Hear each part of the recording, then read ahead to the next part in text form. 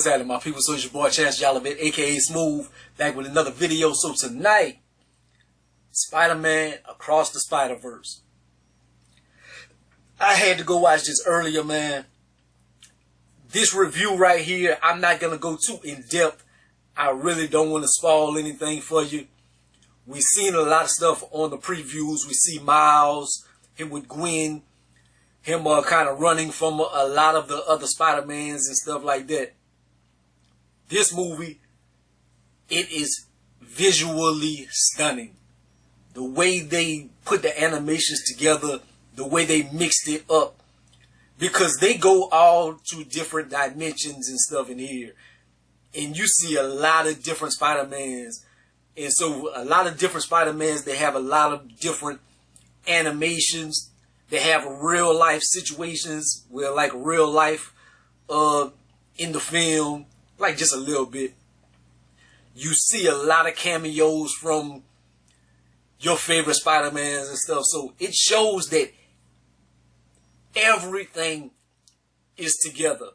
With like the universes and stuff, it's like nothing is excluded. It's not like this a cartoon, so it's just cartoons. No, like Tobey Maguire and them, they exist in the universe. Andrew Garfield exists in the universe. Tom Holland exists in the universe. So this is all, it's like they can all meet up.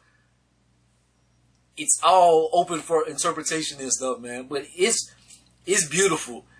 Like Miles, he's grown a little bit, man. You see him doing this Spider-Man thing. He's maturing. Like you watched the first one, and it was a beautiful movie. It had a lot of heart to it and stuff.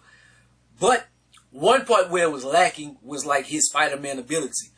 Like he was like a bad Spider-Man. He didn't know how to use his powers. He could barely swing and stuff like that. He was still learning on the job. This one right here is action-packed. Like, he knows what he's doing. He is cold. Like, for my old people, like back in the 80s, they had this movie, The Last Dragon, with Bruce Leroy and stuff. Like, to me, he like Bruce Leroy. He like Neo in the Matrix. I don't want to give too much away, but it's like he's different than the rest of the Spider-Mans. And if you know him in the comic books, you see that he can turn invisible. He has the Venom Blast and stuff. He has a lot of powers that regular Spider-Mans don't have. And it's like, why does he have that? And I don't know if the comic books, if it's the same, but it kind of might make sense. But I'm not going to get into that. But it's just going to keep it open for interpretation. But he's different. But everybody has their own little story, man. Gwen has a nice little character arc in this right here, man. He's dealing with a lot of things as far as like trying to balance his regular life with his family, like keeping this from him, and him like college is coming up and stuff, and he's missing appointments, and he's just, they're like, what is up with him? And it's like, I don't want to tell, and you don't know how that's going to affect my family dynamic and stuff like that.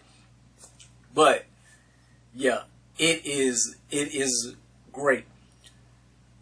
For the people like haven't seen it yet, I didn't stay for the post credits, but I looked it up while I was in the theater, and it said there were no post credits. So you can go by my word. They might, but I doubt it, because I read it. It said there wasn't. So I just left. So hopefully there aren't any post credits that I missed. So I don't think you have to stay and watch all of the credits and stuff, because I don't think there is anything. The soundtrack for this movie was superb. Like they did their thing on here.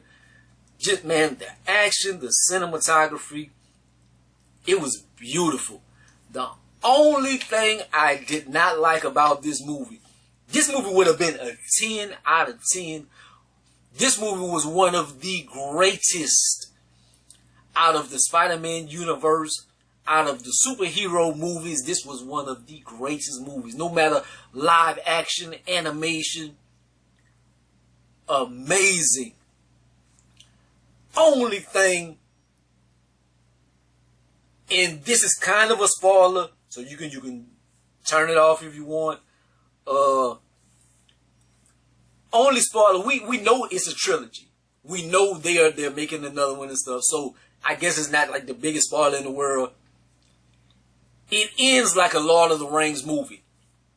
If you was one of them nerdy cats like, and you watch the Lord of the Rings and you love Lord of the Rings, and you like, you know how those ended.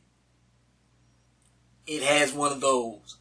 So you sitting in the theater, you like, oh,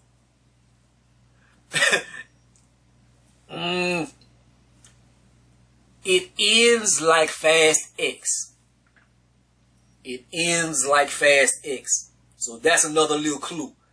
But anyways, I would give it 9.8 out of 10. It's a 10 out of 10 movie easily.